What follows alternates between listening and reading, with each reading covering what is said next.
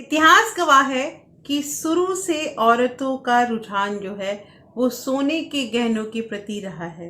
सोना का गहना ऐसा होता है जो हम सभी को आकर्षित करता है।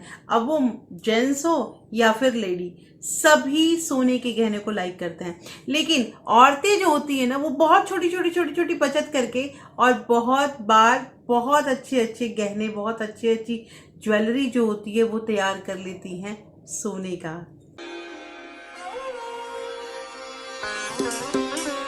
Hello everyone, welcome back to my channel real life with Tuku. कैसे हैं आप लोग? आई होप आप बहुत अच्छे होंगे और सेहतमंद होंगे और आप लगातार मेरी वीडियो के साथ भी बने हुए होंगे। दोस्तों, कई कमेंट मेरे पास आए थे कि दीदी हम आइडेंटिफाई नहीं कर पाते हैं, हम डिफ्रेंशिएट नहीं कर पाते हैं कि क्या हमें सोने के गहनों की तरफ जाना चाहिए या फिर आर्टिफिशियल ज्वेलरी की तरफ जाना चाहिए। देखिए, इसमें बहुत सारे, मैं अगर पॉइंट गिनवा दूं ना, तो बहुत सारे इसके प्रोज और बहुत सारे कॉन्स दोनों आएंगे। लेकिन बात यहाँ पे अगर कंपेयरिंग की आ रही है कि आर्टिफिशियल ज्वेलरी और सोने के गहनों के बारे में, तो कोई भी हो, चाहे वो मैं हूं या आप लोग हैं, कोई भी है, सबका लगाव एक ही तरफ जाता है, वो है सोना का गहना। मतलब गोल्ड ज्वेलरी लेने के लिए ना, और खासकर हम जो मिडिल क्लास फैमिली की जो औरतें होती हैं या फिर मतलब जो हायर क्लासेस होती हैं, वो भी सोने के गहने को पसंद करती हैं।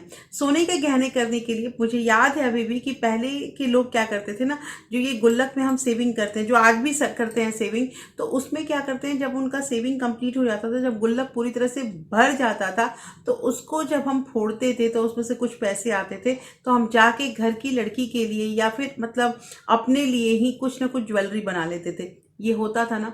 अब सिचुएशन बहुत सारे चेंज हो गए हैं और आज की वीडियो में हम यही डिस्कशन करने वाले हैं, क्योंकि हमारा टॉपिक ही यही है कि क्या हमें सोने के गहनों की तरफ जाना चाहिए या फिर आर्टिफिशियल ज्वेलरी की तरफ। तो दोस्तों, वीडियो स्टार्ट होने से पहले एक नम्र निवेदन है कि अगर आप लोगों ने अभी तक रियल लाइफ विद टुकू को सब्सक्राइब नहीं किया है तो प्लीज सब्सक्राइब कर लीजिए अपने इस चैनल को, और साथ में जो बेल आइकन है उसे भी जरूर प्रेस कर दीजिएगा, ताकि ऐसे ही इंटरेस्टिंग वीडियो के नोटिफिकेशन आपको मिलते रहें।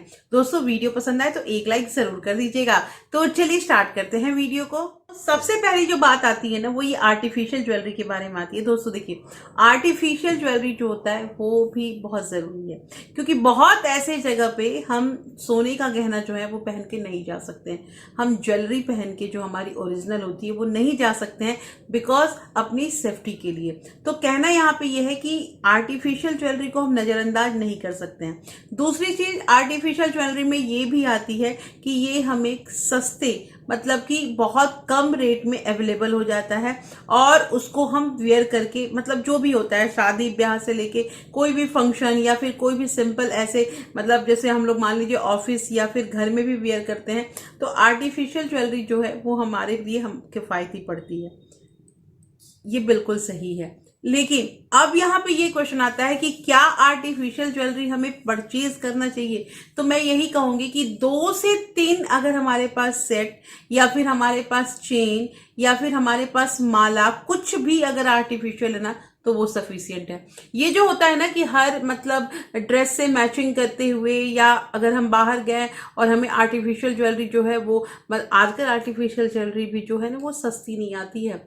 बहुत अच्छी अगर देखने जाए तो 4 से 5 हजार रुपया हमारा लग ही जाता है। तो ये उसमें जाके पैसे खर्च करना ना, 4-4 हजार, 5-5 हजार रुपए खर्च करना, शायद हो सकता है उससे ज्यादा भी होते होंगे। तो यहाँ मुझे लगता है कि ये हमारे लिए सही नहीं है। हम अगर इतना पैसा आर्टिफिशियल ज्वेलरी में खर्च कर देंगे तो हमारा मतलब एक तरह से मैं यही कहूंगी नुकसान ही है, क्योंकि वो पैसा अगर हम उस जगह पे खर्च किए तो वो हमारे पास वो जो गहना है वो हमें पैसा लाके नहीं देगा।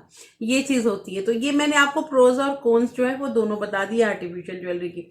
हाँ, एक चीज और, रखते हैं लेकिन रखने इतने ही हैं जितना हमारा यूज है। एक्स्ट्रा रख के हमारा मतलब हमें अपना ड्रेसिंग टेबल नहीं भरना है और हमारे पैसे नहीं खर्च होने चाहिए। अब बात आती है, अब जो टर्न आता है वो आता है गोल्ड ज्वेलरी के बारे में। तो जैसा कि मैंने अभी आप लोग को एग्जांपल बताया कि पहले गुल्लक को फोड़ते थे और उसमें से जो पैसे आते थे तो कुछ गोल्ड का ज्वेलरी हम लोग बनवा लेते थे। ये काम करते थे, हर घर में हुआ है, मेरे घर में भी किया गया है, इसलिए मुझे याद है। तो अब क्या है कि सेकेंड थिंग ऐसा है कि बहुत सारे ऐसे ज्वेलर्स है ना, जो अलग अलग जो है आपको मतलब कि जैसे मंथली आरडी होती है, उस तरह से गोल्ड ज्वेलरी का वो लोग मतलब देने लगे हैं। ये जो चीज़ है ना, मुझे लगता है ये प्लान हमारे लिए बहुत बहुत हितकारी है।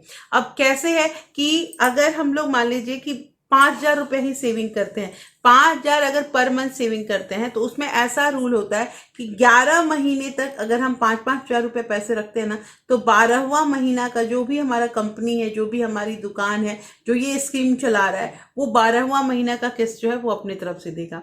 तो टोटल जो है हमारे पास मान लीजिए 12 महीने करके 60,000 रुपये का सामान हो जाएगा। अब 60,000 में अगर आपके पास कुछ एक्स्ट्रा है तो कुछ और मिला के आप ले सकते हैं, या फिर उसी 60,000 से कुछ भी परचेज कर सकते हैं। देखिए, दिन रात सोने का भाव जो है ना वो ऊपर ही है। सोना का भाव एक बार अगर बढ़ गया ना तो फिर वो नीचे आने का नाम नहीं लेता है। और सोने के मामले में अगर हम इन्वेस्ट करते हैं या सोना का कुछ भी खरीद के घर में रखते हैं तो ये हमारे लिए बहुत सही रहेगा।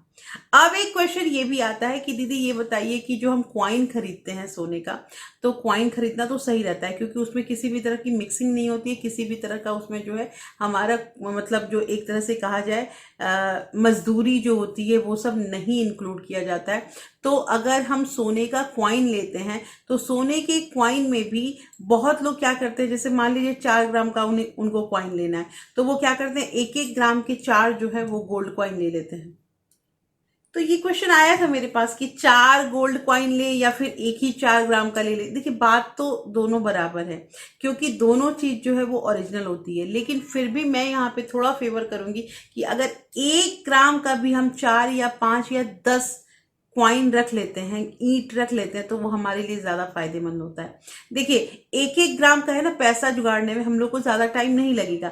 अगर जैसे मान लीजिए एक बड़ा हम अमाउंट बनाते हैं तो उसके लिए हमारा समय जो होता है वो ज्यादा लगता है, और अगर हम कम कम करके स्टेप वाइज चलेंगे तो हमारा जो है वो काम भी हो जाएगा और पैसे भी कम लगेंगे। तो कहना यहाँ पे ये है कि जैसे 1-1 ग्राम के बारे में मैं बात कर रही थी कि अगर आपके पास जब पैसा हो तब 1 ग्राम का गोल्ड परचेज कर लीजिए। हाँ, इसमें ये मैं बार बार कहूंगी कि जिसका फैमिली सपोर्ट करता हो, कहने का मतलब कि हम इतना ही कमा के ला रहे हैं और उसमें अब हम गोल्ड कहाँ से खरीदेंगे, तो उन्हें ये काम करने की जरूरत नहीं है। वो पहले अपना घर चलाएं।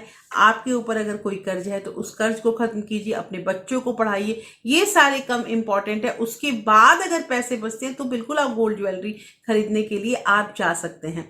तो कहना यहाँ पे ये है दोस्तों कि अगर हम छोटे छोटे भी परचेजिंग करते हैं तो वो हमारे लिए फायदेमंद होगा। बात हॉलमार्क की आती है। हॉलमार्क अगर किस ज्वेलरी पे लगा हुआ है तो उसे हम असली समझते हैं, लेकिन कहीं कहीं ये हॉलमार्क जो है ना ये भी नकली हो जा रहा है। तो कहना यहाँ पे ये है कि जब भी आप गोल्ड की ज्वेलरी पर परचेज करें ना, आप सर्टिफाइड ज्वेलर्स जो है जिसकी दुकान जो है बहुत साल से रमी जमी वहीं पे खरीदिए। ठीक है, छोटे छोटे दुकान में मैं कभी भी एडवाइस नहीं करूंगी कि आप जाके वहां पे खरीदिए, क्योंकि छोटा छोटा जो दुकान होता है ना वो बहुत सारे मतलब मिसलिनियस जो उसमें टैक्स और ये मतलब मिसलीसन और पैसे जोड़ जोड़ के एक बड़ा अमाउंट बना देते हैं। तो कहना यहाँ पे ये है दोस्तों कि आप हमेशा परचेज अगर कीजिए तो सर्टिफाइड ज्वेलरी के शॉप से खरीदिए, और जो आपको खरीदना होगा उसका ये पक्का एक जो रिसिप्ट होता है ना वो जरूर तैयार कीजिए।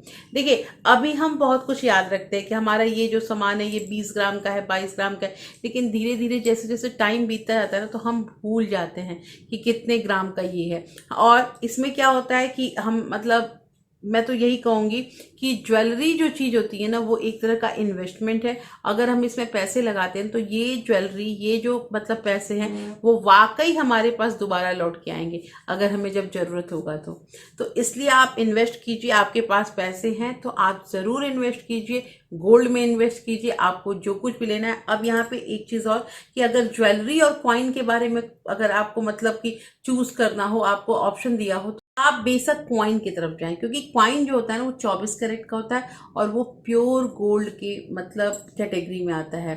कहने का मतलब यह है कि जो क्वाइन होता है वो 24 कैरेट का होता है, उसमें किसी भी तरह का मिलावट नहीं होता है, इसलिए जो क्वाइन होता है वो हमारा महंगा होता है। तो आप छोटे छोटे क्वाइंस भी जो होते हैं 1-1 ग्राम के उसको भी परचेज कर सकते हैं। तो दोस्तों, कैसी लगी आज की वीडियो में जरूर बताइएगा। होपफुली ये वीडियो आपको अच्छी लगी होगी। अच्छी लगी है तो प्लीज लाइक शेयर सब्सक्राइब जरूर कीजिएगा। और हाँ दोस्तों, अगर आपके किसी फ्रेंड्स और फैमिली को ऐसे वीडियो की जरूरत है तो आप इसे ज्यादा से ज्यादा शेयर भी कर सकते हैं। फिर मैं मिलती हूँ आपसे ऐसे ही एक इंटरेस्टिंग वीडियो के साथ। तब तक अपना प्यार और सपोर्ट ऐसे ही बरकरार रखिएगा।